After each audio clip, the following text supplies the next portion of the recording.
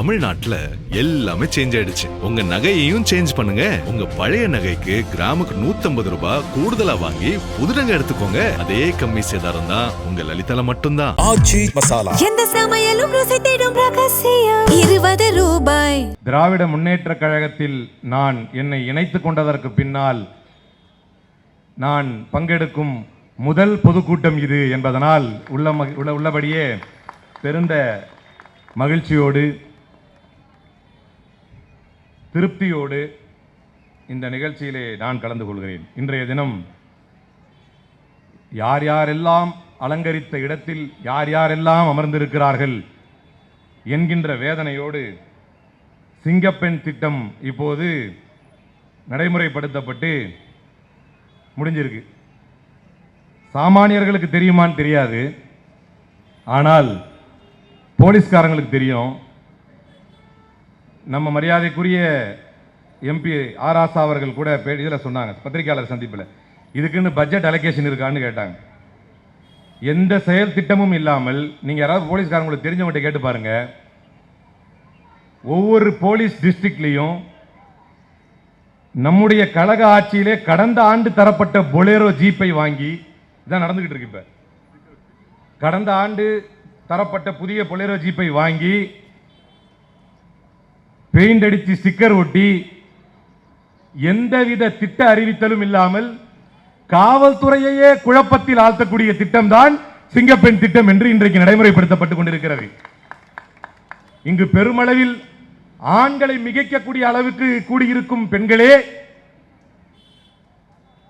பெண் சமூகத்திற்கென்றே பெரும் விடுதலையை பெற்றுத்தந்த ஒரு பெரும் புரட்சியாளராக அரசியல் களத்திலே வந்துதித்தவர் தான் முத்தமிழறிஞர் கலைஞர்.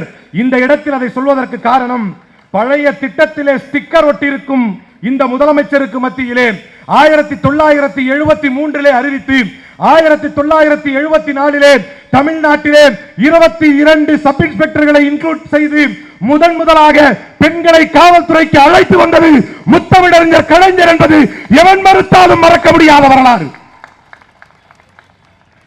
நீ கடைசி வரைக்கும் ஸ்டிக்கர் தான் ஒட்டணும். ஏன்னா நீ செய்யணும்னு நினைச்சு வந்தா கூட நீ செய்யறதுக்கு எந்த திட்டத்தையும் மிச்சம் வைக்காத ஒரு சாதனை தலைவர் தான் முத்தமிழறிஞர் கலைஞர். அவர் அப்படியே மறந்தோ அல்லது வரலாற்றில் அவருக்கு வாய்ப்பு கிடைக்காமல் போனதோ ஏதும் மிச்சம் இருந்தால் அந்த மிச்சத்தை கூட கொஞ்சம் கூட மிச்சம் வைக்காமல் அதை முடித்து வைத்தவர் தான் எங்களுடைய தலைவர் மரியாதைக்குரிய முத்துவேல் கருணாநிதி ஸ்டாலின் என்பதை வரலாறு பேசும். அவர் மிச்சம் வச்சிட்டாருன்னா அடுத்தவர் புதுமை திட்டம் என்றும் புதுமை பெண் திட்டம் என்றும் விடியல் பயணம் திட்டம் என்றும் மீண்டும் இந்த இடத்திலே பதிவு செய்ய விரும்புகிறேன். ஸ்டிக்கர் ஒட்டும் முதலமைச்சரே, மீண்டும் ஒருமுறை பதிவு செய்ய விரும்புகிறேன். 1000 ரூபாய் தான் நீங்கள் கொடுத்துக் கொண்டிருக்கிறீர்கள். நீங்கள் வாக்குறுதி கொடுத்தது 2500 ரூபாய். எதுவரை இந்த பெண்கள் 1000 ரூபாய் பெறுகிறார்களோ அதுவரை இந்த மக்களை முத்துவேல் கருணாநிதி ஸ்டாலின் தான் ஆண்டு கொண்டிருக்கிறார். இதுதான் வரலாறு. அது மட்டுமா, இன்றைக்கு முத்தமிழ் அறிஞரை புகழுரைக்கும் இந்த பொதுக்கூட்டத்தில் நீங்கள் அறிந்து கொள்ள வேண்டியது, ஏன்னா பிடிச்சாலும் பிடிக்கலனாலும் நம்ம ஏற்றாலும் ஏற்காவிட்டாலும் பெண்களே இன்னைக்கு உங்கள் பாதுகாப்பு கேள்விக்குறியாகி நிற்கிறது. உங்களை தங்கள் தங்கைகளாக பிள்ளைகளாக சகோதரிகளாக நினைத்து அற்புதமான பல திட்டங்களை கொடுத்த திராவிட மாடல் முதலமைச்சருக்கு சிறிது ஓய்வு கொடுத்து விட்டீர்கள். மகிழ்ச்சி, வெற்றி தோல்வி சகஜம்தான். ஆனால் நீங்கள் சிந்தித்து பார்க்க வேண்டும். இன்றைக்கு எந்த தலைவரை புகழரைப்பதற்காக இங்கு வந்திருக்கிறோமோ, நீங்கள் இன்றைக்கு நெஞ்சை நிமிர்த்தி எனக்கு பட்டாவில் நானும் ஒரு பங்குதாரராக இருக்க வேண்டும் என்று சட்டம் சொல்கிறது. உனக்கு என்ன உரிமையோ அதே சம உரிமை எனக்கும் இந்த சொத்தில் இருக்கிறது என்று பெண்களே நீங்கள் கேட்பதற்கு 1989 பெண்களுக்கும் சொத்தில் சம உரிமை என்று நிலைநாட்டி காட்டி சட்டம் இயற்றியவர் முத்தமிழறிஞர் கலைஞர் என்பது வரலாறு பேசும் உண்மை. இன்னைக்கு இவ்வளவு பெண்கள் இருப்பதனாலும் நம்முடைய பகுத்தறிவு மண்ணிலே பகுத்தறிவை பறிகொடுத்து விட்டு இந்த பெண்கள் தான் நிறைய ஓட்டு போட்டு விட்டார்கள் இந்த முதலமைச்சருக்கு என்று சொல்லும் பொழுது வரக்கூடிய பதற்றத்தை குறைப்பதற்குத்தான் இந்த வரலாற்று சிறப்பை உங்களோடு பகிர்ந்து கொள்ள விரும்புகிறேன்.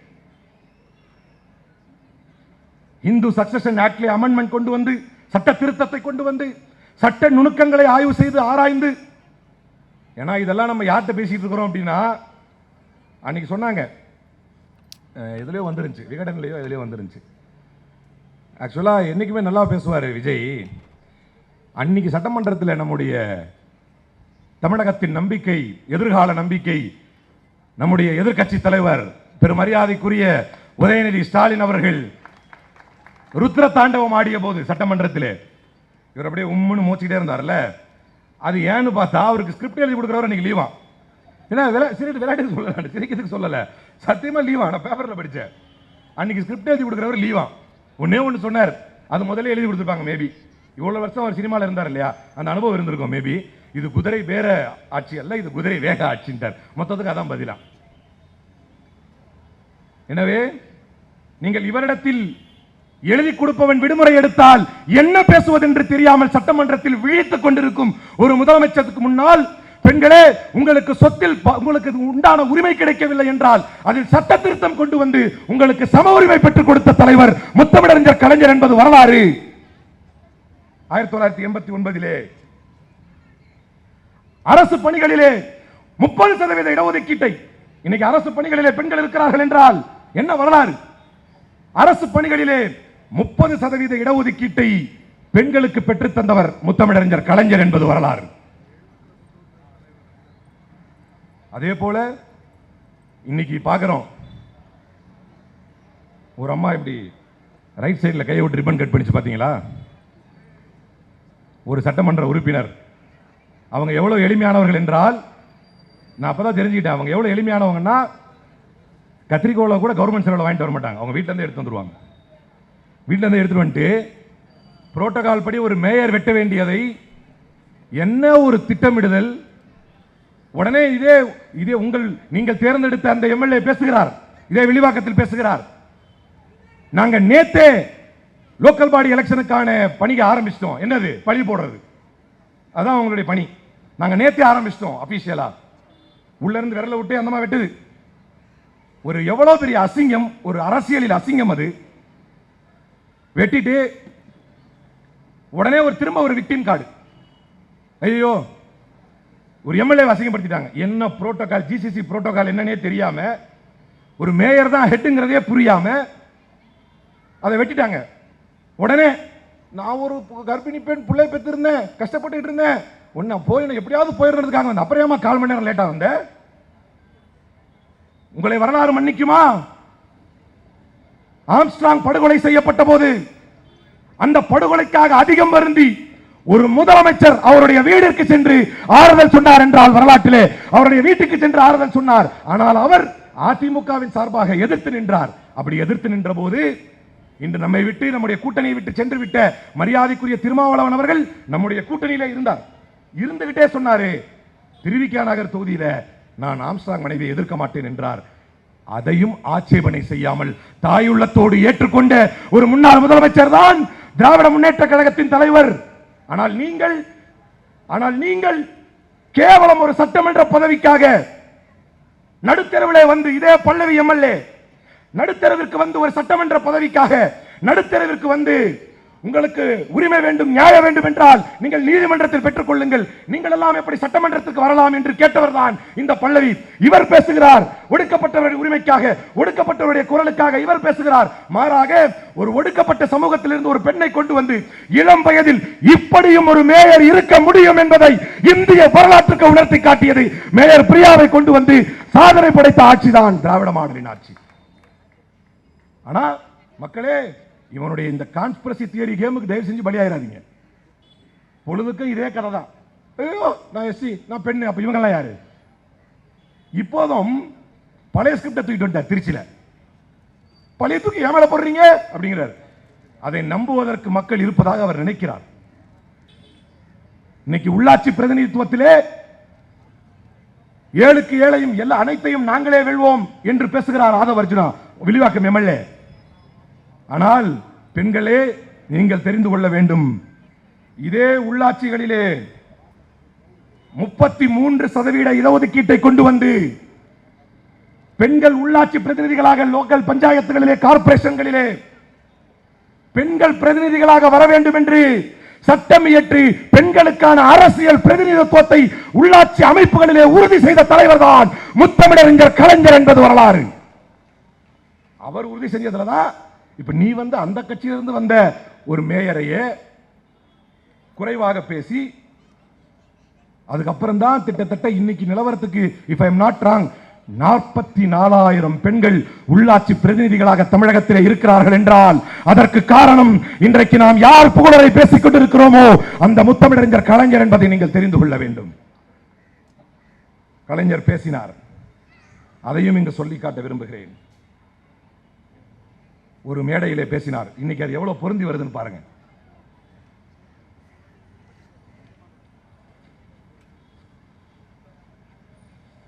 இன்னைக்கு எவ்வளவு பொருந்தி வருதுன்னா இந்த வியர்வையும் சேர்த்து வைத்தே பேசினார் கலைஞர்.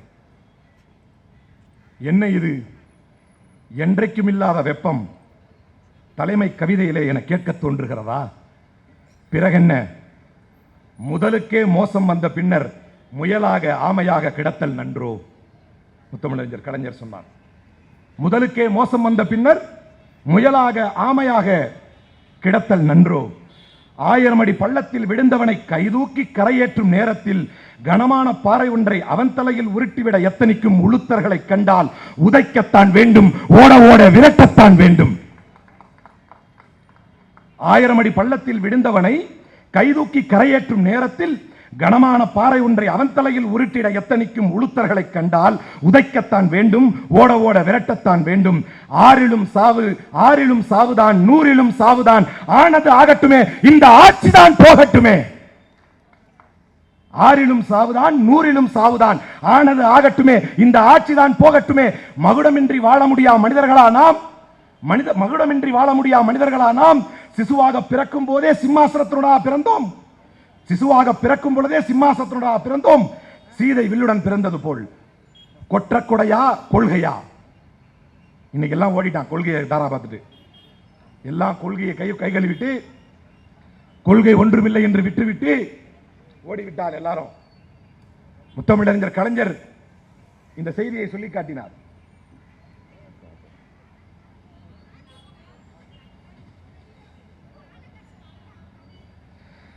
கொற்ற கொடையா கொள்கையா?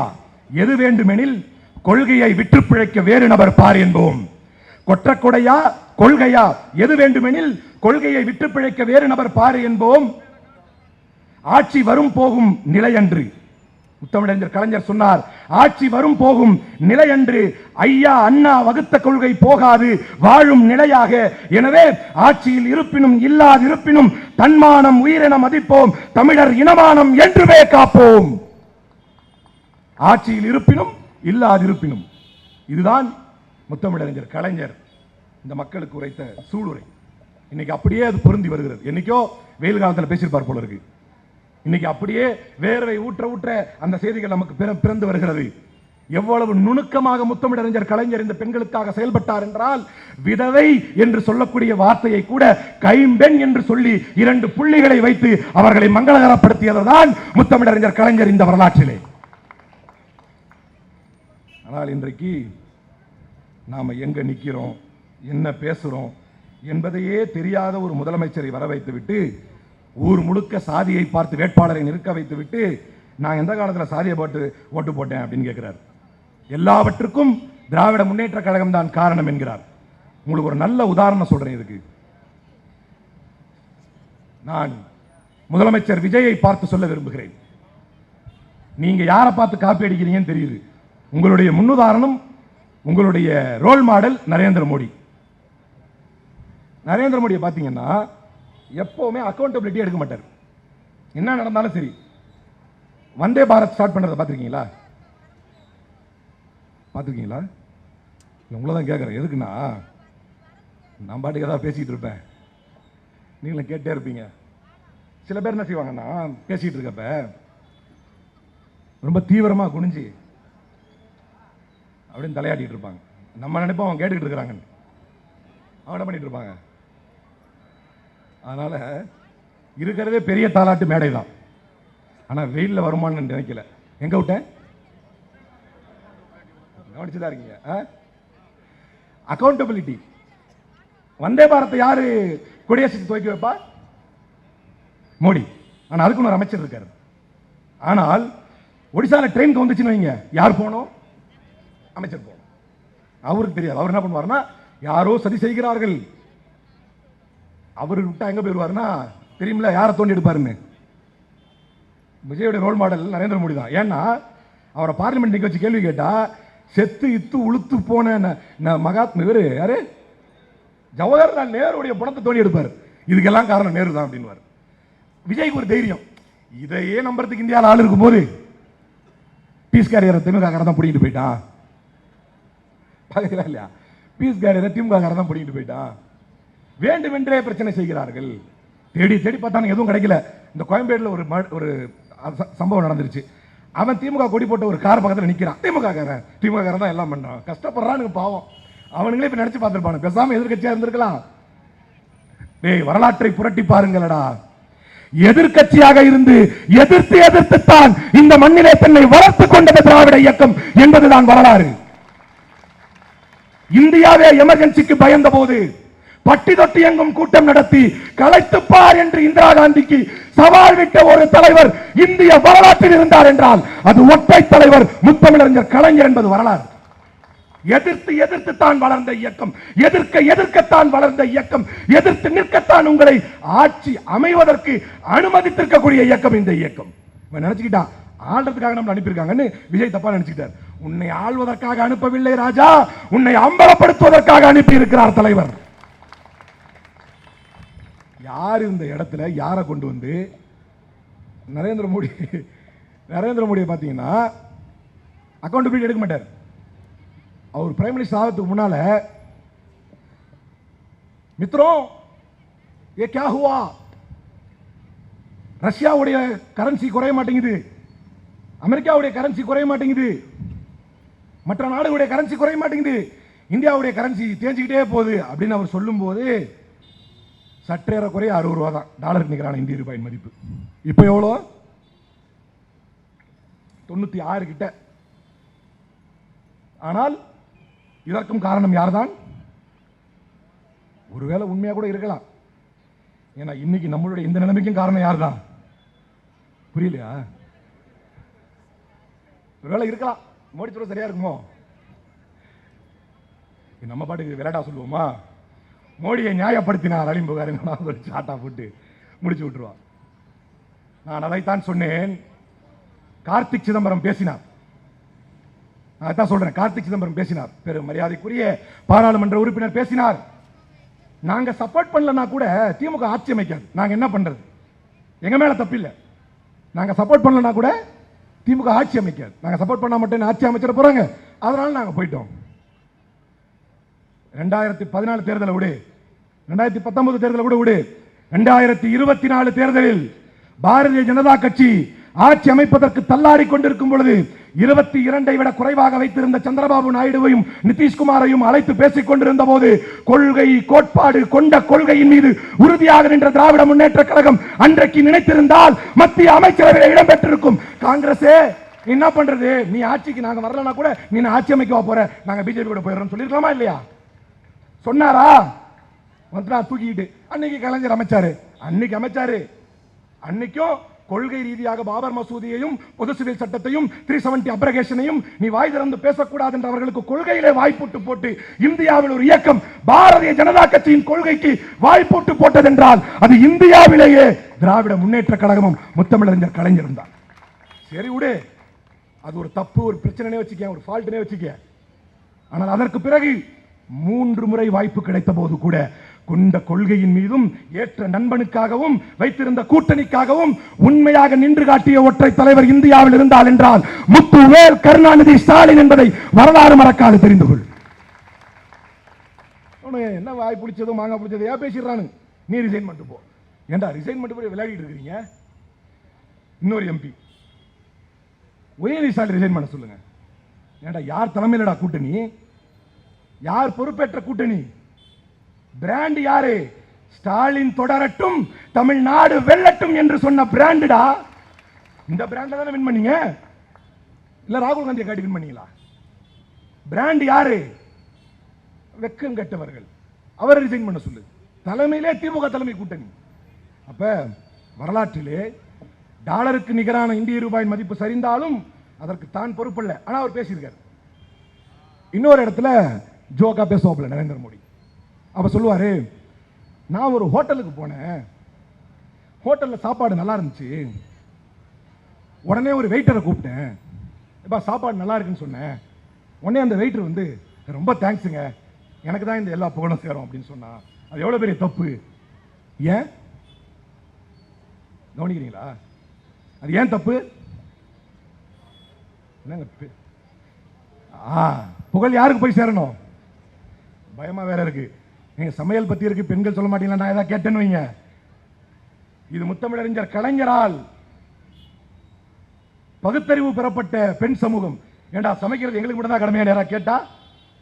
அப்ப நான் என்ன கேட்கறேன்னா, வெயிட்டர் அந்த கிரெடிட் எடுத்துக்க முடியுமா? கிரெடிட் யாருக்கு? சமையல் செஞ்ச குக்குக்கு. இதை நரேந்திர மோடி சொல்கிறார். எதுக்கு சொல்றாருன்னா, விண்வெளியில் ராக்கெட் விட்டீங்கன்னா அதுக்கான கிரெடிட்டை சோனியா காந்தி எடுத்துக்கிறாங்க, நியாயமா சயின்டிஸ்ட் தானே போகணும் அப்படின்னு உதாரணம் சொன்ன அதே நரேந்திர மோடி தான் சந்திராயன் போச்சா விண்வெளியில, சந்திராயன் போய் இறங்கின உடனே எல்லாரும் சந்திராயனை காட்டிட்டு இருக்காங்க, எல்லா டிவியும். திடீர்னு டிவியை கட் பண்ணிட்டு நரேந்திர மோடியை காட்டுறான். நரேந்திர மோடி கொடியாட்டிட்டு இருக்காரு. இப்படி இதே மோடி தான் அதை சொன்னார். அது கிரெடிட் வந்து நம்ம எடுக்க கூடாது. இன்னும் 100 உதாரணங்களை, நரேந்திர மோடி உதாரணங்களை சொல்ல முடியும். சேம் விஜய் ஆட்சிக்கு வந்த மறுநாளே, யார் டைலாக் இது? ஆட்சிக்கு வந்த மறுநாளே இப்ப திருச்சி என்ன சொல்றாரு? நம்மால முடிஞ்ச வரைக்கும் விவசாயக்காரன் தள்ளுபடி பண்ணியிருக்கோம். ஐயா அன்னைக்கு சொல்லும் போது அப்படி சொல்லிய ராஜா, ஆட்சிக்கு வந்த மறுநாளே என்ன பண்ணுவோம்? பெண்கள் பாதுகாப்பு உறுதிப்படுத்துவோம். ஓ, மறுநாள் இவ்வளவு லென்த்தா இருக்குது. இன்னைக்கு தான் சிங்கப்பெண் திட்டம், ஸ்டிக்கர் ஒட்டுற திட்டத்துக்கே உங்களுக்கு 1 மாசம். ஆட்சிக்கு வந்த மறுநாளே எல்லாம் பண்ணிட்டு, எப்படி நரேந்திர மோடி அதுக்கு வந்து கேரவன்ல வந்து ஒரு இது கவர் எழுதினா, அந்த கவரில் எழுதியிருந்தான், all good comes from Modi but Modi is not responsible for anything that goes wrong. All good comes from Modi but Modi is not responsible for anything that goes wrong. உலகத்தில் என்ன நல்லது நடந்தாலும் யாருக்கு தான் கிரெடிட்? மோடி. ஆனால் ஒரு சின்ன பிரச்சனை கூட யார் பொறுப்பெடுத்துக்க மாட்டா. சேம் நல்லது இன்னும் நடக்கிற தமிழ்நாட்டில் அண்ணன் டிஆர்பி ராஜா துவக்கி வைக்க திட்டங்களையே திரும்ப போய் கையெழுத்து போட்டு, எவனுங்களுக்கு எவ்வளவு தைரியம்னா அண்ணன் டிஆர்பி ராஜாவையே அதுல மென்ஷன் பண்ணி நீ என்ன பண்ண அவரே கேட்கிறாங்க. எல்லா நல்லதுக்கும் விஜய் காரணம். ஆனால் நான் தான் ஒண்ணு சொன்னேன், சரிப்பா இப்பதான் வந்திருக்கிற, செய்ய முடியாது, நீ என்ன பண்ணு, ஒரு டைம் லைன் கொடுத்துரு, இத்தனை தேதிக்கு பிறகு என்ன கேளுங்க, அதுக்கு நான் தான் பொறுப்பு. இத்தனை தேதிக்கு பிறகு என்னை கேள்வி கேளுங்கள், அதற்கு நான் தான் பொறுப்பு என்று சொல்லிவிட்டால் அதற்கு பிறகு விஜயை பொறுப்பெடுத்துக் கொள்ளலாம் அப்படின்னு சொல்லி. எனவே பெண்களுக்காக பல சிறப்புகளை செய்து அவர்களை கண்ணியப்படுத்தி அவர்களை அந்தஸ்தில் உயர்த்தி அவர்களை உயர்வுபடுத்தி அவருடைய வாழ்வாதாரத்தை உயர்த்தி அவருடைய பயண திட்டங்களை சிறப்பு செய்து பொய்யான ஒரு பரப்புரையை பாரதிய ஜனதா கட்சியும் அண்ணாமலையும் இந்த சீமான் போன்றவர்களும் அதிமுகவும் சேர்ந்து ஒரு பொய் பரப்புரையை கடந்த ஆட்சியிலே செய்தது. பெண்களுக்கு பாதுகாப்பில்லை என்று நான் கேட்கிறேன். இதே கடந்த ஆட்சியிலே நம்முடைய திராவிட நாயகன் மரியாதைக்குரிய நம்முடைய முன்னாள் முதலமைச்சர் கடந்த ஆட்சியிலே பெண்களுக்கு பாதுகாப்பில்லை என்று ஒரு பட்டத்தை சுமத்தினார்கள். இந்தியாவுடைய total average working women force labour, ஒட்டுமொத்தமாக வேலைக்கு செல்லக்கூடிய பெண்களுடைய எண்ணிக்கை ஒவ்வொரு மாநிலத்திலும் கணக்கிட்டால் ஒட்டுமொத்த இந்தியாவில் 34% என்பது ஒன்றிய அரசினுடைய கணக்கெடுப்பு. தமிழ்நாட்டில் மட்டும் அது 43% வைத்திருந்த சாதனை நாயகர் தான் முத்துவேல் கருணாநிதி ஸ்டாலின். அதையெல்லாம் விட்டுட்டு ஒரு ரோட்ல கிடந்த கொட்டாங்குச்சி இப்படி கொண்டு வந்து அலங்கரிச்சு வச்சிட்டீங்களே. பெண்களே, தாய்மார்களே, ஒரு வாய்ப்பு வரும். அது மேபி மேயர் தேர்தலில் வரலாம், மேயர் தேர்தலோடு சேர்ந்து வரலாம், அல்லது அது இடைத்தேர்தலாக வரலாம், அல்லது இன்னொரு தேர்தலாக வரலாம். ஜனநாயகத்தில் எதுவும் சாத்தியம். அப்படி எது வந்தாலும் முத்தமிழறிஞர் கலைஞர் இந்த பெண் சமூகத்துக்கு செய்ததையும் அவர் ஏதோ ஒரு வகையில் விட்டு சென்ற ஏதாவது ஒன்றை இல்லாமையால் விட்டு சென்ற ஏதாவது ஒன்று இருந்திருந்தால் அதை நிறைவேற்றிய முத்துவேல் கருணாநிதி ஸ்டாலின் என்கின்ற சாதனை நாயகனின் ஆட்சியையும் பெண்களே நீங்கள் நினைவு கூறுங்கள். மீண்டும் வரை வாய்ப்பு தாருங்கள். திராவிட முன்னேற்ற கழகத்தை தலை நிமிர்ந்து நிற்க வையுங்கள். திராவிட மாடல் நாயகன் முத்துவேல் கருணாநிதி ஸ்டாலின் அவர்களுக்கு ஒரு வரலாற்று வெற்றியை பெற்றுத்தாருங்கள் என்று கேட்டு வாய்ப்பளித்தமைக்கு நன்றி கூறி விடைபெறுகிறேன். நன்றி, வணக்கம். நக்கீரன் டிவிக்கு சப்ஸ்கிரைப் செய்யுங்கள். உங்கள் ஆதரவே எங்கள் பலம். ஆசிரியர்களுக்கு நண்பனாகவும் மாணவர்களுக்கு ஆசானாகவும் திகழும் தேர்வு வழிகாட்டி. ஒவ்வொரு பாடத்திற்கும் அனுபவமிக்க ஆசிரியர்களின் துல்லியமான தெளிவான விடைகள். CNC இருக்கு, தேர்வு பயம் எதற்கு? இது தீரன் பப்ளிஷிங் ஹவுஸ் விற்பனை வெளியீடு.